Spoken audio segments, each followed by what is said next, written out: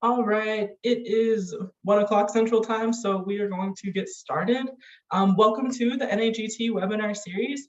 This is your one-stop shop for strengthening work in Earth education, and our series features novel and innovative work in Earth education research and pedagogy, new teaching materials, and the classroom and professional experiences of people like you.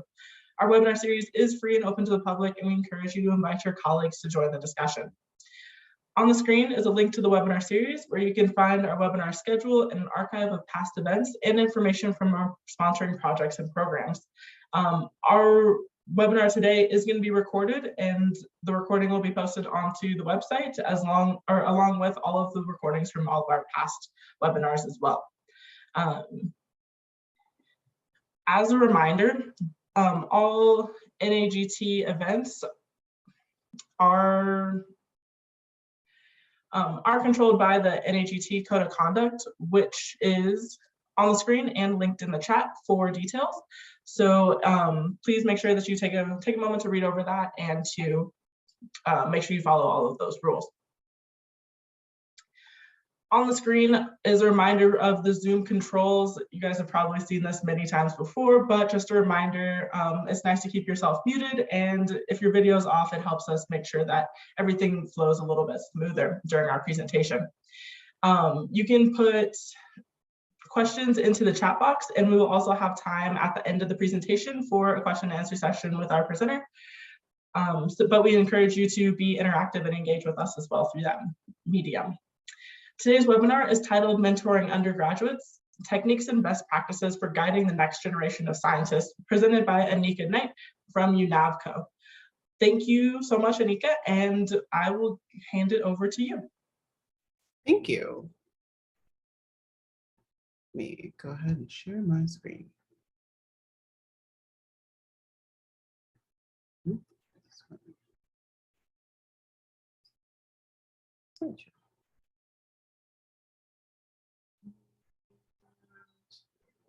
Move this bar so you're not seeing the bar. That'll probably be good.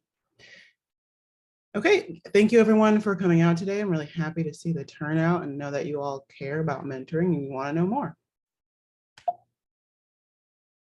There we go. So I'm gonna have a couple polls in the presentation today. Also, we're gonna have some time for like dialogue and discussion. You can always put things in the chat, but if you are not comfortable putting your response to a question in the chat, you can anonymously annotate the screen. This way we still have your viewpoint, but you don't have to worry about us knowing who you are, just in case you're worried of anything. But this is a judgment-free zone from my end. We are here because we want to know more, not because we presume to know everything. So sometimes that can be an uncomfortable statement that you have to say. So please feel free to annotate. Right now, you should be seeing the normal little Zoom screen where it says you are viewing Anika's screen. Up there, one of the options is view options. And if you scroll down, there's a feature called annotate. So you can type or you can do a check mark on the screen. So an outline of what we're going to go over today, I'm going to do an overview about me and you all and mentoring, and then we're going to touch on how to find mentees if it's something that you are not already involved with, and then markers of success, hybrid mentoring, and then we're going to talk about what are some of your fears as it relates to mentoring, and then we'll have time at the end for questions.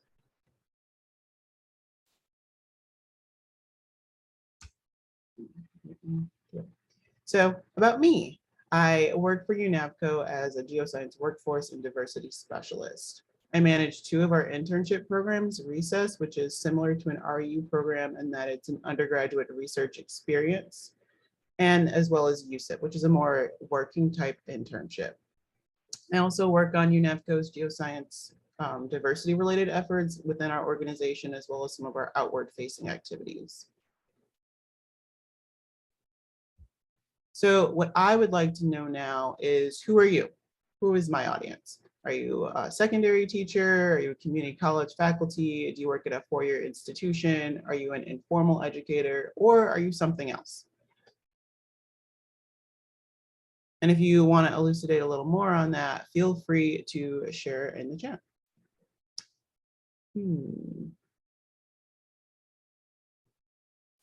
I always feel like I'm other. I am an informal educator, but it feels as though I do something else.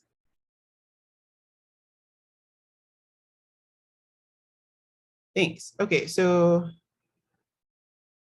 poll ended. Great. So it looks like most people, about 54% of you, are at a four-year institution, and then 30% of you are other. Great. So yeah, if you want to share what your other is, please share in the chat.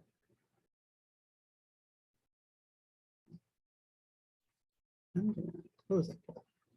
I'm gonna check it. Ooh, a grad student. Ooh, thank you for joining us. Grad students can always learn more about mentoring, and I feel like it's something that we just are never taught as a grad student. At least I wasn't. We were always just giving students to mentor. So what is mentoring? It is a development of, or really just a supportive relationship. And I feel like sometimes we feel as though it's clearly defined, where you meet with a mentor once a week and they tell you exactly what to do and where to go and how to live your life. And it doesn't need to be that. What mentoring really is just someone supporting someone else, but someone higher up in their career or in their life stage, supporting someone who is more novice than themselves. So it could involve professional development opportunities, or it could involve networking opportunities. So such as like taking someone with you to a meeting or introducing someone to someone else that they in a path that they want to go down.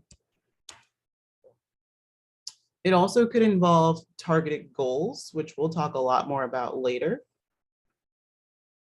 Or it could involve collaborative endeavors. So if you are mentoring a graduate student or an undergraduate student, or if you are a grad student mentoring another student, it could be that you're working together on a project, but you are also helping them out with other aspects of their research and their career paths.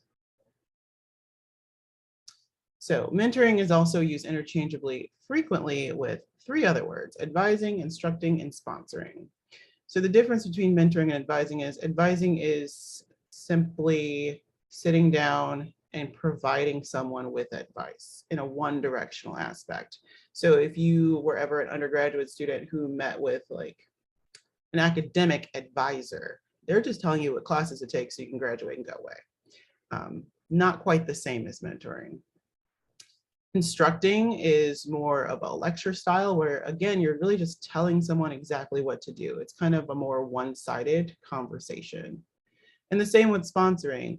So what these three all have in common is a one-sided relationship. Mentoring is more of a dialogue, a give and take, a conversation between what do you want to get out of this relationship and what can I provide you, as well as what will I get out of this relationship and what will I benefit from. So another poll: how comfortable are you currently in this moment with being a mentor? Is it not at all, a little bit, kind of, somewhat comfortable, you're very comfortable, but only with certain groups, or you're very comfortable with most or all students?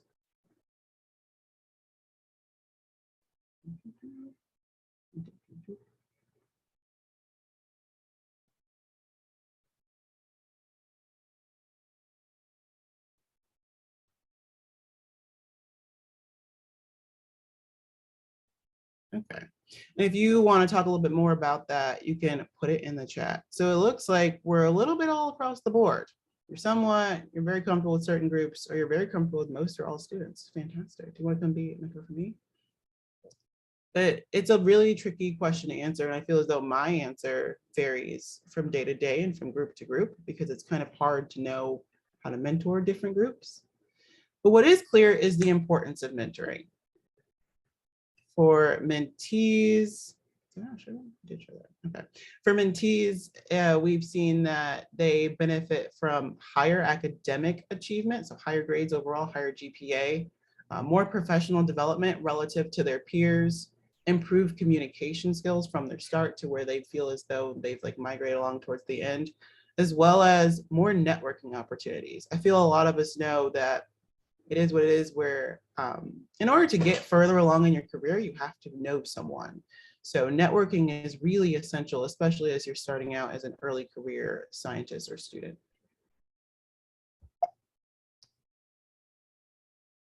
So working with underrepresented groups. So when we say underrepresented groups, what we mean here is a number of things. So it could be first generation students who have no prior experience or family comfortability with higher education. It could be economically disadvantaged students. And then of course, students that are from groups that are underrepresented racial and ethnic minorities. And the reason why these groups in particular can benefit maybe perhaps the most from mentoring is that we've seen that they have difficulties integrating on campus. They have increased mental health issues as it relates to the college environment. And overall, they all have lower graduation and retention rates. So these are all factors that we've seen that mentoring can help with. So by involving these groups and targeting them specifically, we can hopefully increase their comfortability and as it relates to all of these factors. So these are groups I see as high need for mentoring. One of the reasons why many NSF-funded programs like RUs or like Recess target groups that are historically underrepresented in science to provide them with the support to get them on level with students that do not come from these backgrounds.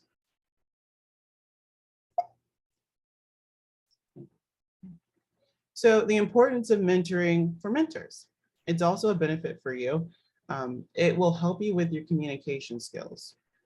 As a graduate student, I never really realized how much I knew or how little I knew about something until I had to explain it to someone else. And I worked with kids that were really just ranging from like a 5-year-old entering into kindergarten all the way up to undergraduate students. And to be able to explain the exact same topic to all of those groups in language that they could all understand and then apply was really difficult. But I really will say that mentoring really helped me address that, as well as it put things in a new perspective and led to new answers. So if I was forced to look at the same problem in 15 different ways, talking to 15 different groups, they all had a different point of view. And some of them were just like, oh, you don't know enough about this topic, but like, that's a really interesting thought. And others were, wow, I did not think about it that way because I look at this problem in the exact same way. And I talk to people who look at the problem in the exact same way. So definitely mentoring will help with communication skills. And also can help with leadership skills, as well as personal and professional satisfaction.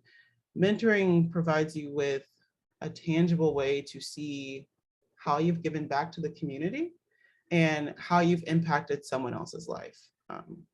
My highlight at the end of every summer working with my interns is seeing where they started, where they were like, I kind of know that I like science and it's kind of cool and I kind of really enjoy this, to the end, where they're like, look, I presented a poster and I know how to answer all these scientific questions, and like, here's what I did and here's what I'm doing next year. And ooh, look, I'm talking to this person because you gave me the confidence to know how to present myself and how to start a dialogue with someone. So that gives me a lot of both personal and professional satisfaction because I have a tangible way of looking at like, wow, look at the benefit I did to someone's life.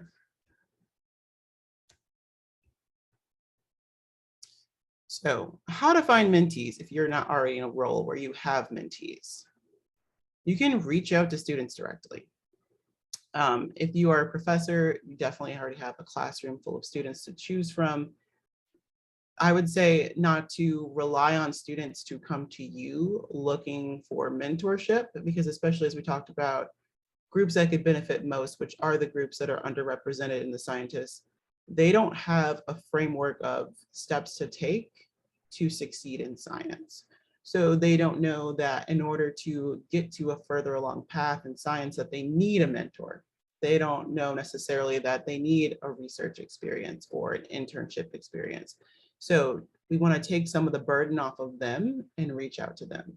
So it could be someone that you just simply see potential in, or someone you think is perhaps struggling and coming to your office hours a lot. Reach out to them directly and gently and say like, hey, I'd love to work more with you about science. Like, where do you see yourself going? Have you given any thought to what you're going to do this summer or after school or next spring? Another way to find mentees is to work with extracurricular programs. So after school programs, different societies or student groups. I know most universities tend to have like a geo group of students that work together, and they almost always need an academic advisor. And if they have one, simply reach out to the group and ask maybe if you can do a talk. Some of those students tend to be a little bit more outgoing, so they might then talk to you after that if they know that you're open to the idea. It's really hard for a student to approach something when they think that they're going to be shut down or told no. And while we know that you're open to it, they don't. So depending on their mindset, they could be thinking it's probably going to be an automatic no. Take some of the onus off of them and put yourself out there. Summer opportunities. I know in the questionnaire, some of you said that you do run summer research opportunities and experiences. They're a fantastic way to reach out to new groups. If you're not already involved, think about reaching out to them. Most universities have them in some capacity. If not, Pathways to Science has a list of all different opportunities. They're always looking for mentors in some capacity. Our experience has project mentors who are PAs at different institutions. We also have communications mentors that are grad students at different universities.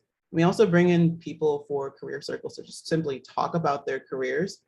That's a great way to find new mentees. We had a speaker come through talking about a subject that was of particular interest to one of our interns, and they said, I really like him. Do you think I should email him? I don't know. And then they're like, yes, of course. He really seems interested in that because he had told us. We had some people who directly told the students, like, I really like talking about myself and what I do. I want to learn more about you all. Please send me an email. So definitely think about getting involved in those opportunities. Then, of course, scientific societies. They all have a number of opportunities that I will go into further. But first, we should talk about mentoring in groups.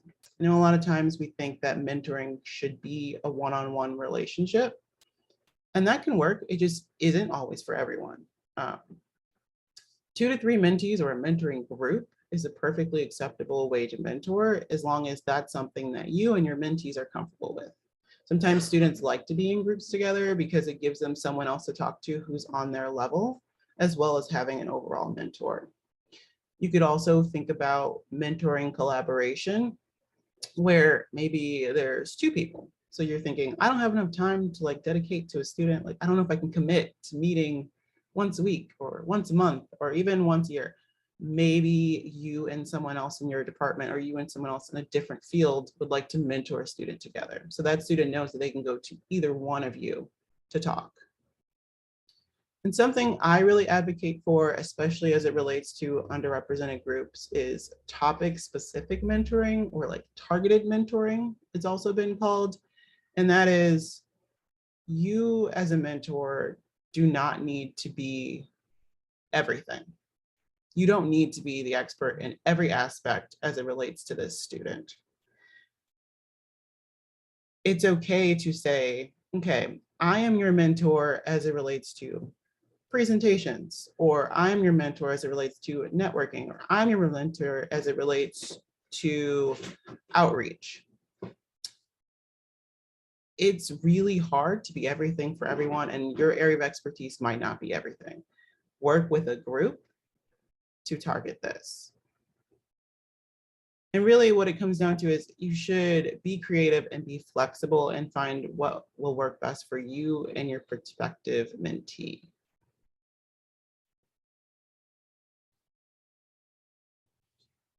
So I touched on this a little bit, but we're going to focus a little bit more on mentoring students from groups that are historically underrepresented in science. The first thing I will say is, if possible, be aware of your implicit biases. If you have taken an implicit bias training, you understand what I mean by that statement. And if you haven't, I strongly recommend that you take one. Know that there's frequently implicit bias, like workshop or training at the Earth Educators Rendezvous every year. And there's several through different societies, and especially because we are like a mostly virtual world right now, they're pretty accessible to most people. And through different societies, they may be free. I took SSA's training, I think last year, and that was free through the society. So definitely don't be afraid to Google implicit bias training and look at ones that are related to scientific societies, because those will be of a special interest to you. And as it relates to the groups that you work with. And I say be aware of implicit bias, especially because we found through several studies that mentors tend to mentor students who are similar to themselves, someone that they see themselves in. And that's great. There's genuinely nothing wrong with that. But where that enters into a potential issue is that minoritized groups are minoritized groups. So there will not be a lot of mentors who look like these students. So they could be left out. So just be aware of the students that you're trying to recruit and what they look like or why you are choosing them. Second, I will say, advocate for your students' need.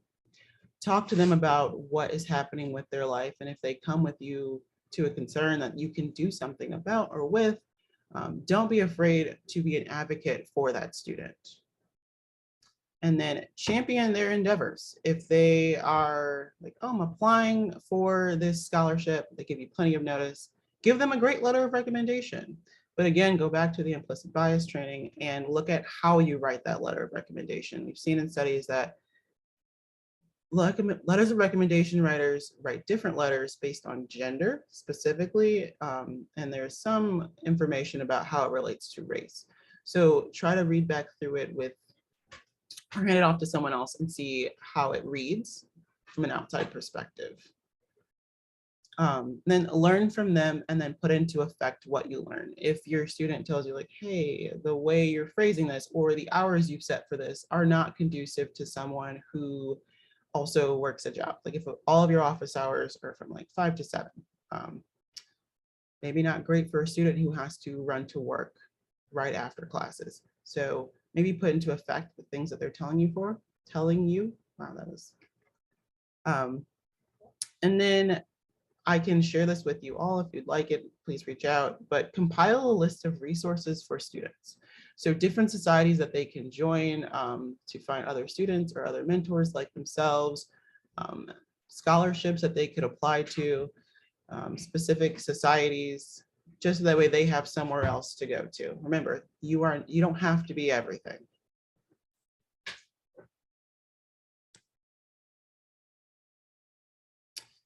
And then we're talking about underrepresented minorities, but this really does relate to all students. Learn their communication style. Not all students communicate in the same way, especially as it relates to crossing generations. Work with some students who are like alarmed by the use of periods. They are like, as soon as you put a period on a short message, I think that you're angry with me and I don't know what I did wrong. I'm like, okay, that is good to know. I'm not upset. I will rewrite how I write messages to you and use a better tone. Or some students who are like, I'm just not going to respond to an email. I'm the worst at responding to emails. You have to like text me or call me. And it's like, okay, I guess I could do that for you. That's not the end of the world for me as it relates to our relationship. And then really encourage feedback, which goes both ways. If your student or your mentee is doing something where you're like, this isn't working for our relationship. You're really rude, or you're really dismissive of my time, or you're always late, or you're always early, and that makes me feel awkward too. You have to give that feedback so your relationship can grow. And something I've found helpful, specifically with working from groups that don't have a long history in science, and this can really apply to anyone, is emphasizing social relevance.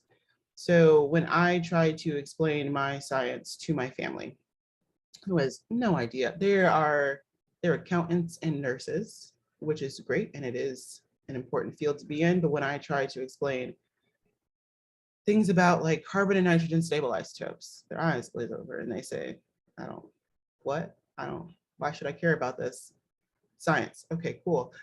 But if I explain well, we're looking at wastewater as it travels through the system because we want to know that the water that you're fishing in is healthy and safe for you to fish in. Then they care a little bit more and it gets them a little more emotionally involved and invested.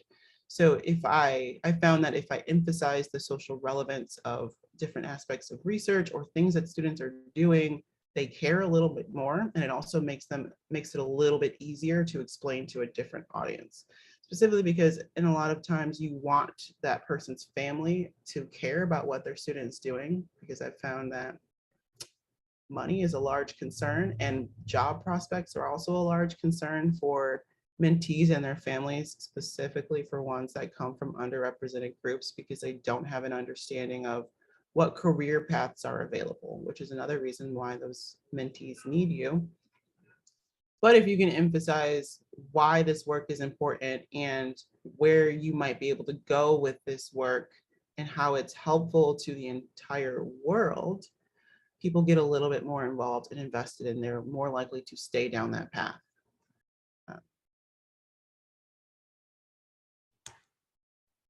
So mentoring is available from scientific societies. Mentoring 365 is perhaps the biggest program that I'm aware of as it relates to mentoring. You can volunteer as a mentor, you can volunteer as a mentee, you can do it once at a scientific meeting, you can do it more long-term through the year. They also have 3-month programs. If you're at all interested in like dipping your toe in mentoring, you're like, I don't want to go through the trouble of like finding a mentor near me, I'd like them to do the work. They will do the work for you as long as you fill out the application. So definitely go to the Mentoring 365 webpage to find out more about it. AGU also has specific mentoring programs. Some of their deadlines just passed January 6th, but more are coming up and they're related to the fall meeting. So they have their mentoring network, the Sharing Science Mentorship, which is a more outreach and communications based mentoring program. So if you're interested in that aspect of mentoring, definitely go down that path. And then GSA also has several mentoring programs that are all related to the annual meeting, and they all target different audiences and require different amounts of time commitment. So you don't need to spend your entire fall meeting mentoring someone unless that's what you'd like to do. And then GEMS is the Geoscience Education and Mentoring Support, I think, network. But it grew out of the Earth Sciences, yes? It grew out of the Earth Science Mentor Match and graduate admissions in the Earth Sciences programs. It's partnered with the Earth Science Women's Network and NAGT. But I think their deadline just passed, but they have it on a rolling basis where you can volunteer to be a mentor anywhere within Earth Sciences and mentee undergraduate and graduate students. So please check them out. I will be. I found this program actually as I was doing more research for more mentoring programs because my mentoring is baked into what I do. So definitely pursue this path. So effective mentorship. How to know and how to be effective. I found that it's really important that you first set forth boundaries, especially as it relates to now in our COVID world where we are all over the world in all different time zones with all different responsibilities while simultaneously working. Setting forth boundaries is so important because we are in our homes, which can, for some people, create a more relaxed atmosphere, which can lead to more casual conversation. Or we started out this world saying like, oh, okay, we're COVID remote, text me if you really need me. And now that this is more of our permanent thing for many of us, like, oh, I don't really want to be texted on my personal phone anymore. Maybe let's not do that.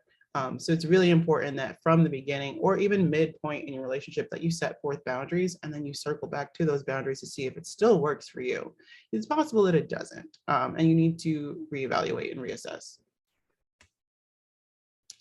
Next important is to set forth expectations. In order to be successful, you have to know what you both want to get out of the relationship. So be upfront and honest about that. And then goals, which again, we are coming back to. Setting goals for your relationship is imperative. Otherwise, you could just be aimlessly wandering around together. And this is really all of them. And what I said the first time, but we're going to come back to it because it's so important.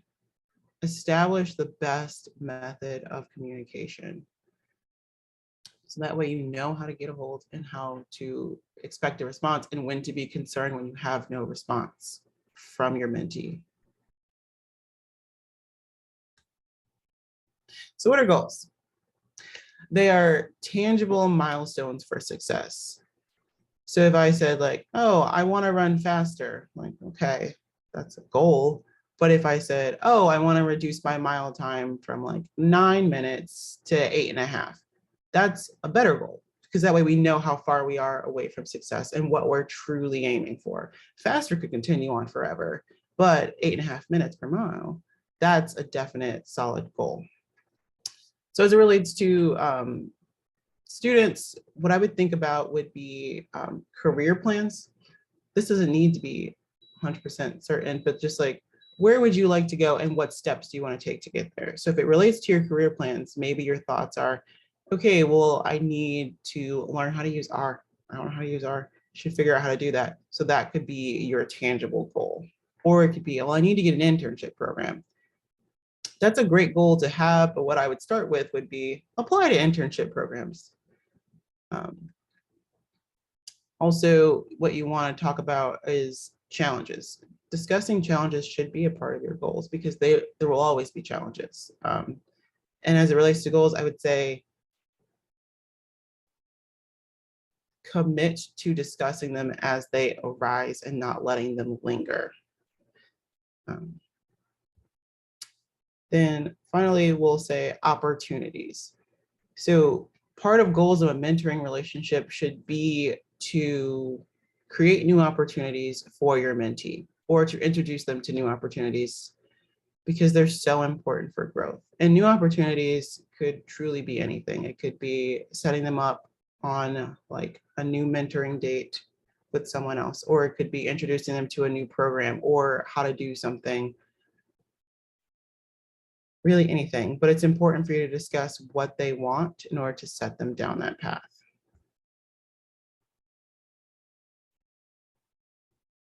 So what are markers of success? Goals achieved, which is why I talked about goals 15 different times. The best way to know if you're successful is that you've marked off your goals. It's also possible that as you're proceeding along your path and you're aiming towards your goal, you realize mentee actually didn't want to do that. They thought they did. Like they thought that they wanted to work towards graduate school. Then started doing more research, working with graduate students, and realized, ooh, I don't like graduate school. This seems not for me. This is not what I want to do. I would mark that as a goal achieved in that you realize you don't want to go to graduate school and you've reassessed and reevaluated and you've figured out what else you want to do. As long as you're replacing that or you've decided, actually, I don't want to, that is acceptable. Other markers of successful mentor-mentee relationship is your comfortability in addressing issues. It's really important that in order for it to be a two-way relationship that you can talk to each other. And if you can't, you should really think about what are we doing here? And no one expects that to happen from the onset. You're two strangers. You wouldn't expect the person you met at the bus stop to be your best friend instantly.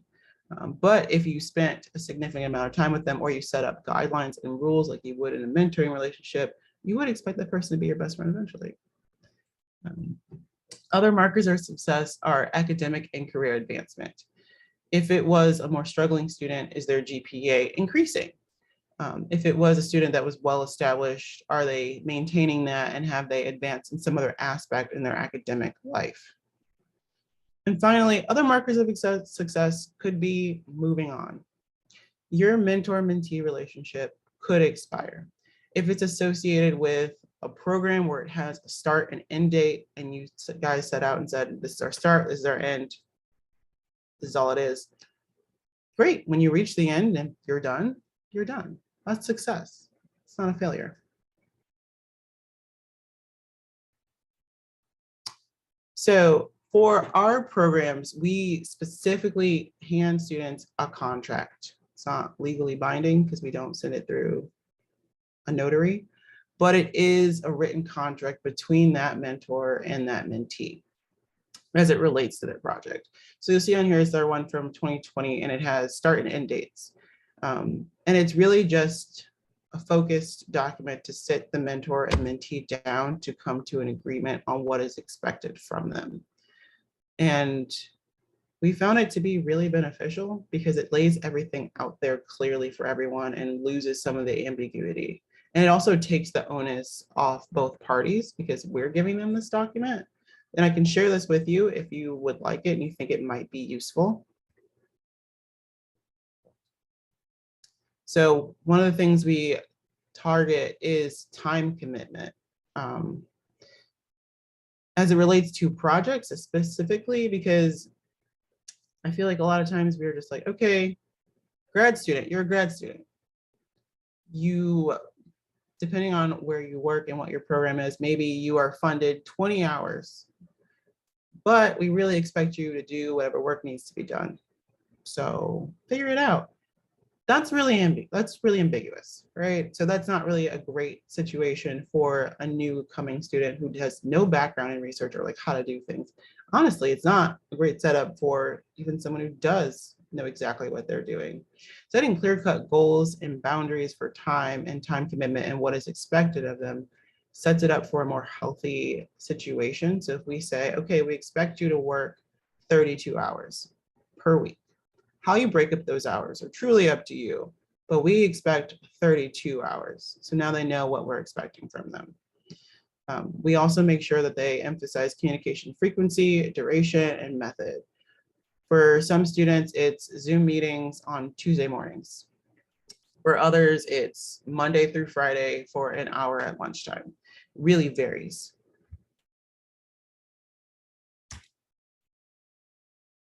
We go over, so role expectations, goal clarifications, how frequently people will be in contact, matching concerns, because we, in a mentoring situation where you didn't get to choose your mentor, where you didn't get to choose your mentee, so you weren't like, oh yay, I got exactly what I wanted, I selected this person. Instead, you were assigned to each other.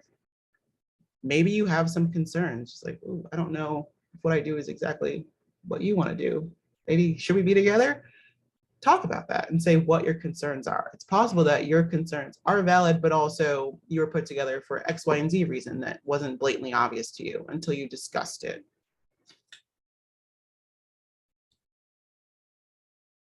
And then as a mentor, I really just want to emphasize that you should be an advocate for your student. You know them best. You are comfortable in the world that they want to enter into. Be an advocate for them if you have the opportunity to. If you see an injustice that is occurring within your institution or within the program, and you're like, oh, that's not really right. I don't really think students should be treated like that. I don't like it. Speak up and say something. You have a position of power. Doesn't matter where you are in that spectrum. You're above your student, so please be an advocate and a supporter for them. I put it in several different spots because I think it's so important that even if you aren't successful in your advocacy, your student sees that. And that means a lot, just to know that you spoke up for them and that someone sees them and thinks that their point of view is valid can be so powerful for a student. And they will pay that forward. Hybrid mentoring. Hybrid mentoring, it seems, is here to stay, which is great because it really allows you to mentor anyone, anywhere in the world, as long as they have Wi-Fi intermittently or constant, because you could mentor purely through email. That would be my preferred style. I like to see faces and dialogue, but some people that would work perfect. So it's here to stay. But it does create its own problems, which is it can be a very relaxed atmosphere, or it can be a very rigid atmosphere, depending on who you are and what kind of meetings you hold. What I found is for some students who were more uncomfortable meeting virtually, or like really prim and proper and sitting at their desk and just feeling really uncomfortable with sharing, is to hold it over like coffee time. or like lunch adjacent. I don't like to eat on Zoom meetings. No one really needs to see me eating. It's not a good look. But if I'm holding a cup of coffee, I instantly feel and look a little bit more casual. And I'm a little more able to get students to share more about what's going on in their life. This type of mentoring I'm doing is sometimes more personal. So create an atmosphere that gets you in the right environment to share and talk about the things that you want to talk about, if that makes sense. Also, hybrid mentoring is great because you could mentor virtually 99% of the year and then just meet up at annual meetings. So similar to what Mentoring 365 is doing, mostly virtual, in-person touches.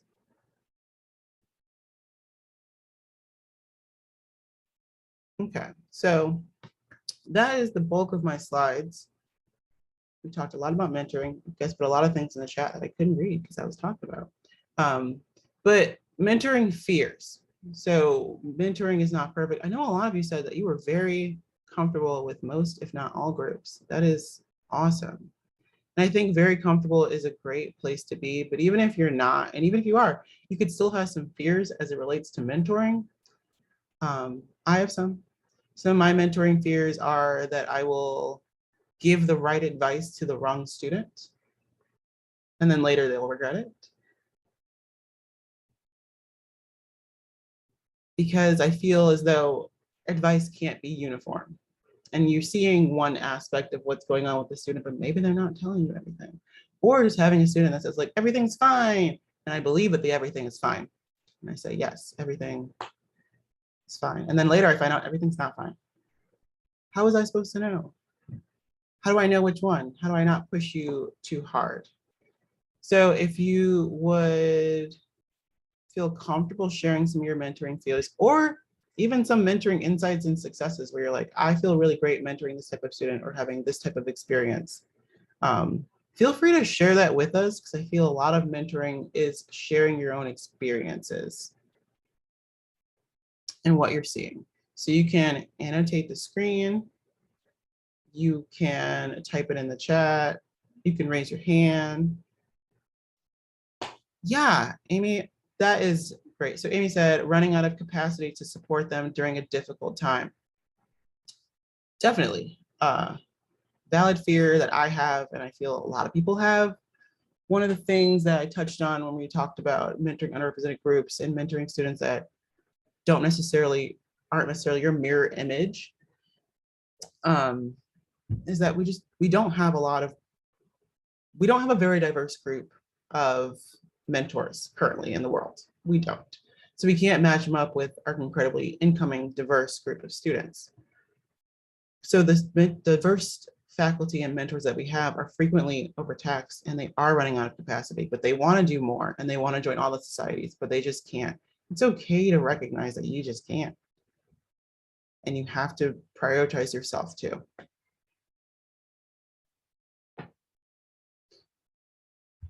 Oh, wow, you guys are great. Yeah, so Becky said, not knowing enough about careers outside of academia. Valid.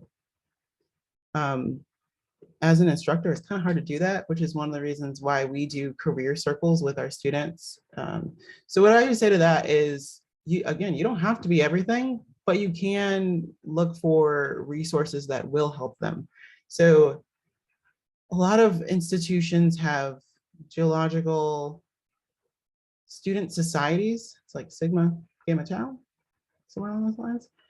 But they'll bring in career circle guests, or you can look up like Meet a Scientist on YouTube and share that with the students and have them look at videos of people in the field or people in different industries doing different activities and also making money. So Rebecca said, I have been worried about being able to address the entire spectrum of mentee needs. Having the targeted mentoring possibility is good, and sharing the mentor function with another person is workable within the project I'm involved in. Great, yes. Share the load. That's valid. Peter says, I always am nervous that I don't always get the full picture with the students because I don't know what to ask, particularly around constraints on my students' time. That is great. I would say,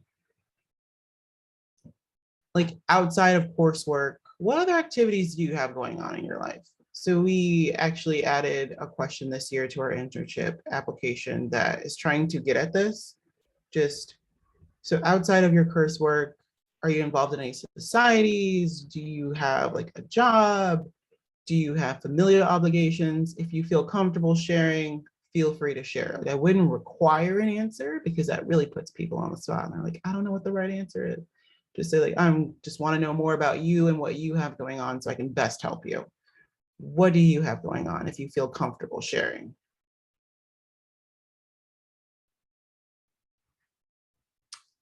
Erica says, as a second year grad student myself, I'm not confident that I even have enough to share as a mentor. You do. You have your own perspective on what you've gotten through so far. Would I tell you to mentor students on like, here's how to be like a PhD person or a postdoc after grad school? No, because you haven't lived that experience yet. You know about how you got to where you are. You know about how to successfully complete undergrad. You know about how to get to graduate school. That's extremely important. One of the reasons why we have our interns talk to grad students is that they need to get every aspect of the career ladder, not just how to get from point A to like over there, point B. And also because the world has changed a lot. So you have a more recent perspective even. It's like, I am not that far outside of science, even though my children call me old on occasion. It's largely offensive. But just bringing in a current student perspective is always better, even than a recent grad, just because they need that more recent perspective.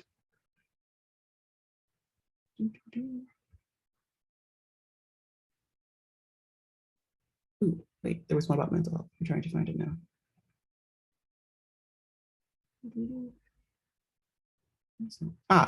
I worry about balancing a student's mental health needs with their need to hit milestones in a project to keep enrolled, etc. That's a valid worry that I don't know that I have a great answer for. But know that it is shared with other people, especially now in COVID world, that everyone's mental health has just been struggling. And I know several programs have kind of changed things as they're able to say like, oh, okay, we see what happened in 2020 and 2021. We will cut you some leeway, but maybe you don't have that luxury. What you can do is point your student toward resources available on campus that are free and or cheap. I know a lot of institutions have free mental health services. It's usually working with like a grad student or just like a counseling office, but definitely feel comfortable sharing those resources with your students. Maybe don't give them like elucidated reasons why you're sharing them with them. Just like, hey, I thought all of you might benefit from knowing how to get a hold of the mental health resources on campus.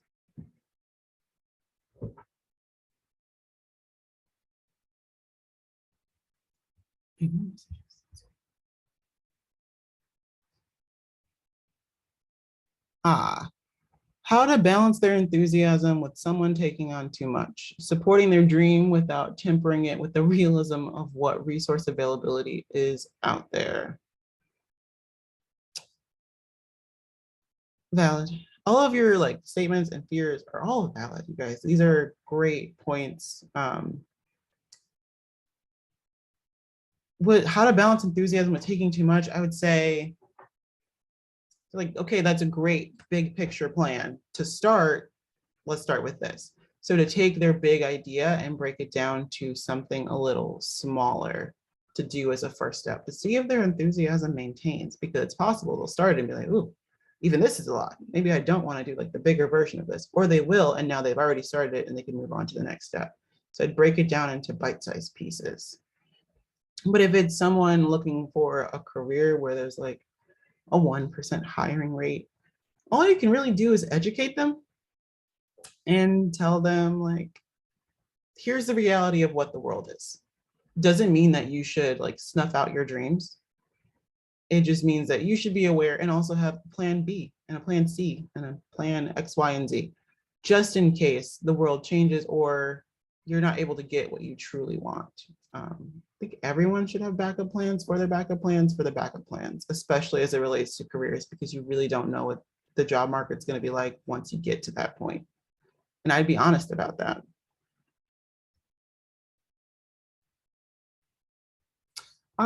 Do you have resources on professionalism to prepare students for interviews, jobs, internships?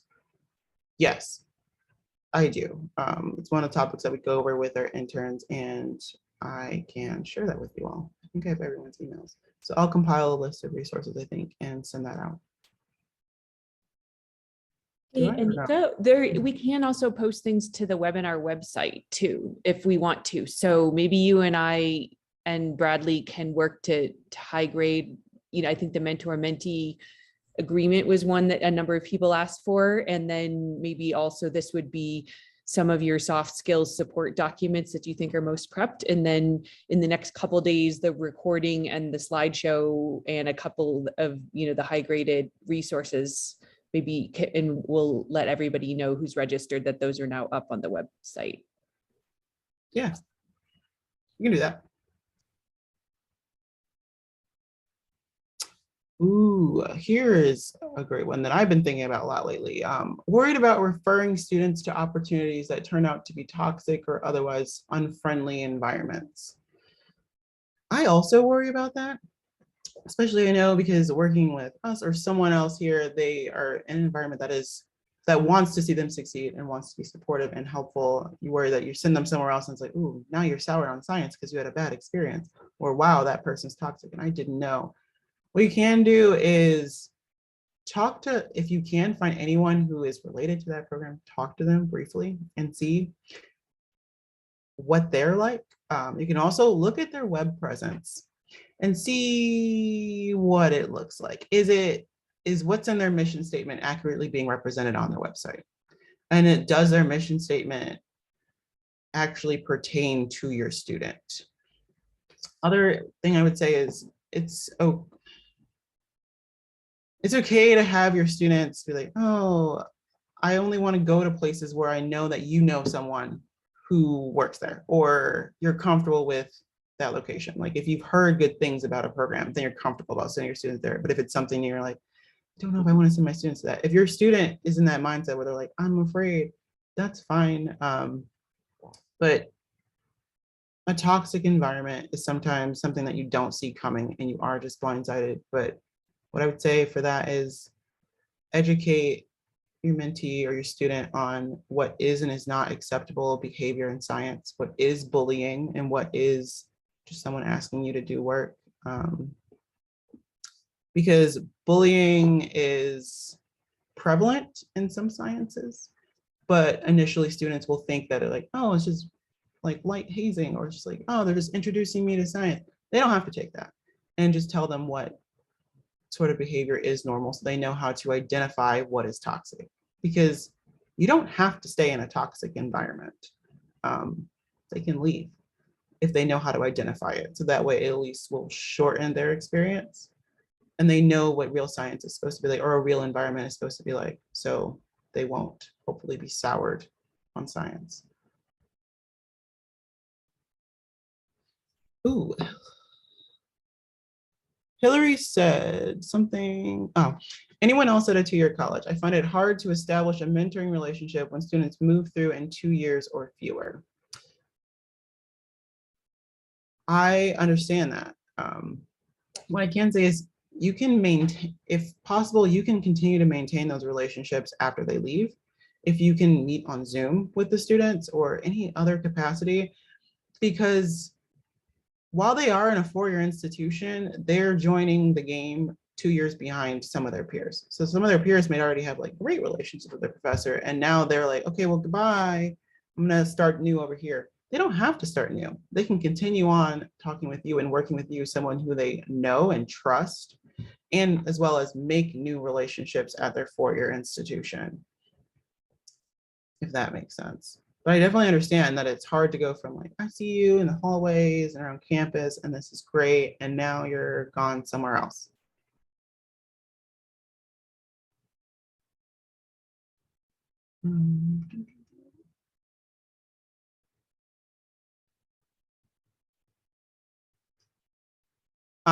Someone else said, anxiety that I won't be able to help the students with what they need and have enough time in a week to meet the students that need a lot of handholding. Yeah, so a student that needs more can be a heavier workload for you. And it's, I guess for some, it can be harder to realize that on the onset, especially with graduate students. You're like, I accepted you, this is great. And then you get them, you're like, oh, actually, you require a lot of work. I think that's where a mentoring team can come into play. Like if they are a grad student with a committee, maybe they can meet about some of the things they're meeting with you about with one of their committee members. Try to use your network to alleviate some of the pressure on you if you can. Ooh, we're running. Oh, we have only 5 minutes left. So does anyone have any final questions?